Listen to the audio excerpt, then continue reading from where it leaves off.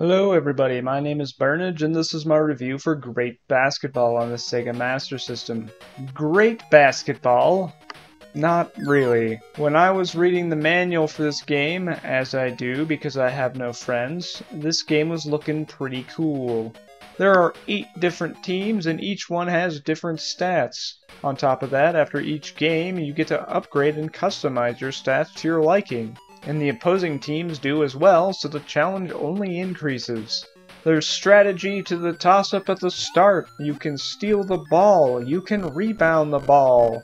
This seemed like a game of pure skill that had everything. But none of it works.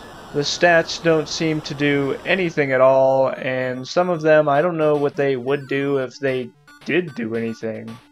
Jump? Like higher? Maybe if I max that out, I can jump through the roof and get out of this accursed game. You wouldn't think so, but pass is also pointless. From my experience, if you pass the ball to someone, there is no chance they don't catch it.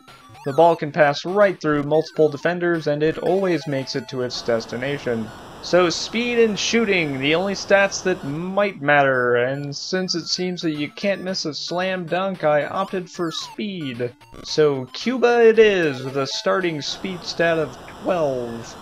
It didn't seem to make a difference at all, but I kept on course, pouring every precious point into speed. If all the points are pointless, then what does it matter, right? And at the second to last game, I was all but sure it was pointless. But with one more round of points, I managed to get over 100 speed, and it was like I suddenly had cheat codes, blasting by everyone like a tornado and dunking shot after shot. I don't know if I just broke the game's code or if they programmed it wrong and the only change happens at 100. I kinda wanted to do it again with the other stats to see what happens, but that would require me to play more of this terrible game, so I didn't. Normally I talk about some nice things and then get into the worst parts about the game, but I feel like in this case I better crap on it first and then say a couple good things about it. So, passing. To pass the ball, you wait till there's an arrow over a guy and then you press the pass button. All of your guys are off screen and you can't see the arrows? Tough luck, you just gotta hope it's over one of their heads and go for it. If there is no arrow over a guy, you just kinda throw it and it's anybody's ball, and oh how fun it is to have a close game on your hands and then suddenly start throwing the ball to the other team. The CPU isn't affected by this at all. They'll put a player right under the basket and pass the ball downtown with no chance of missing and then just score a basket immediately and there's nothing you can do about it.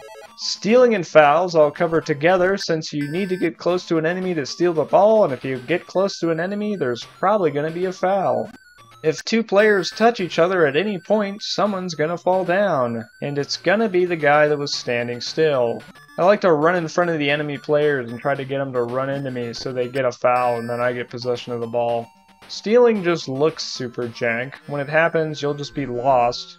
Where did the ball go? Well, it teleported over to an enemy nearby. That's what happened. I can't make this stuff up.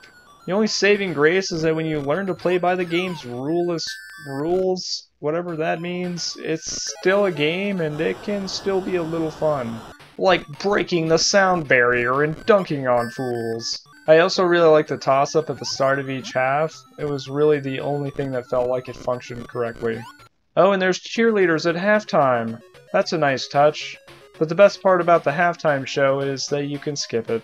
I also like that they gave each team their own song, which is probably their national anthem because America's was. And speaking of music, the game's normal music is also really good. So the game clearly had effort put into it. Just when the programming didn't work out, they shrugged and released it anyways. So is the game bad? Yes. Is it horrible though? Also yes. You can get a little bit of fun out of it though if you're absolutely determined to do so. Like and subscribe if you also really want to see someone get those other stats over 100. Thanks for watching and I'll see you in the next one.